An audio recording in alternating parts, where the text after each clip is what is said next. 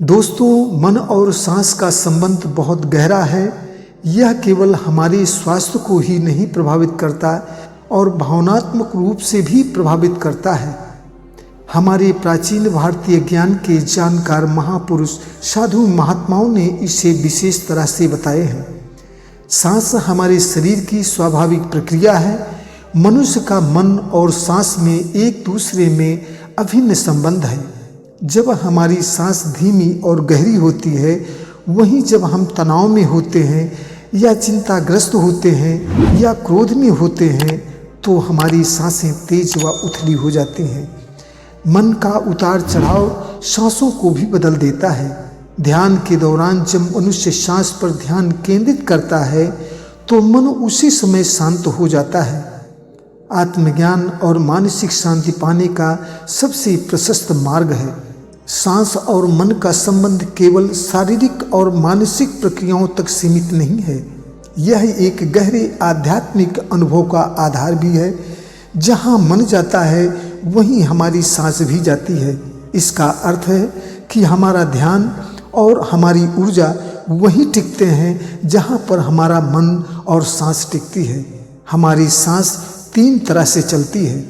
पहली वो जो सांस जल्दी जल्दी चलती है, उसे हम उथली सांस कहते हैं। जब हम तनाव में होते हैं या क्रोध में होते हैं अथवा चिंता में होते हैं, उस समय हमारी सांस तेजी से चलती है।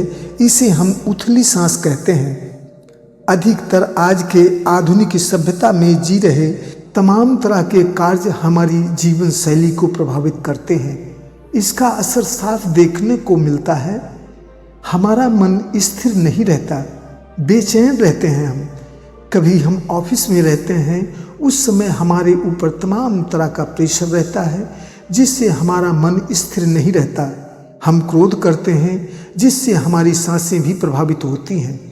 जब हमारा मन स्थिर होता है उस समय हम सामान्य सांसें लेते हैं जैसे हम प्रतिदिन लेते हैं, लेकिन यह स्थिति तभी होती है जब हम अपना कार्य सामान्य रूप से रोक टोक करते हैं। उस समय हमारा मन बिल्कुल स्थिर व शांत होता है। हम पूरी लगन व निष्ठा से अपना काम करते हैं। तीसरी है गहरी सांस। जब हम योग करते हैं, प्राणायाम करते हैं, उस समय मन पूरी तरह शांत व स्थिर हो जाता है। ये ध्यान, योग और प्राणायाम के समय होता है। इस तरह से ली जाने वाली सांसें हमारे मन व शरीर को नया जीवन प्रदान करते हैं। इस तरह से ली जाने वाली गहरी सांसें ध्यान के गहरे स्तर तक पहुंचाती हैं। हमारी सांस एक आधार है जो मन और शरीर को जोड़ती है। जब आप कभी भी तनाव में होते हैं तो आपकी सांसें अनियमित हो जाती हैं, और जब आप अपनी सांसों को नियमित करते हैं तो धीरे धीरे हमारा मन भी स्थिर होने लगता है। इसलिए मन और सांस का बहुत गहरा संबंध है। जब आप गहरी सांसें लेते हैं यानी कि प्राणायाम करते हैं तो आपके हृदय की गति भी धीमी होने लग जाती है और मन व मस्तिष्क भी शांत होने लग जाता है। जब आप उथली सांस लेते हैं तो आपका मस्तिष्क और सतर्कता तनाव की स्थिति में आ जाता है। मन और सांसों को नियमित करने के लिए जरूरी है कि हम प्राणायाम करें। प्राणायाम करने से हमारे प्राण यानी कि ऊर्जा का विस्तार होता है। प्राणायाम सांस लेने की एक प्राचीन भारतीय विधि है जो हमारे मन और शरीर का संतुलन बनाए रखने में बहुत मददगार है। इससे हमारे मस्तिष्क में ऑक्सीजन की पूर्ति होती है जिससे चिंता, क्रोध, तनाव में बहुत कमी होती है। सांस पर ध्यान लगाने से ध्यान लगाना आसान हो जाता है। सही तरीके से सांस लेने पर हमारे शरीर की ऊर्जा बढ़ती है जिससे हमारी थकावट में कमी आती है।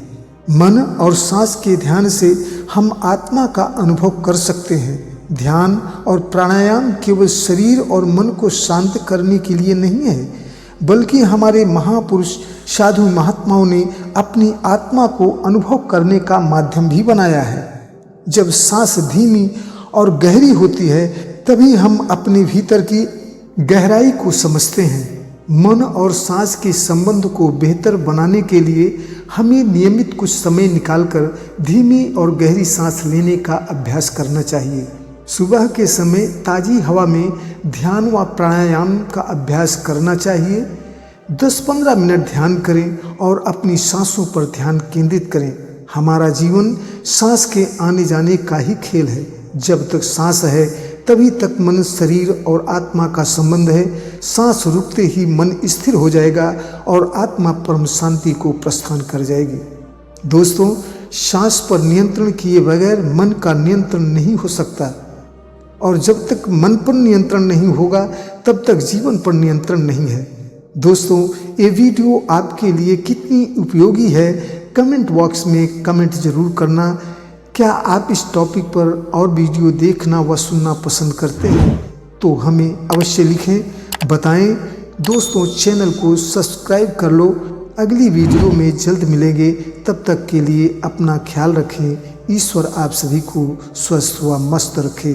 धन्यवाद।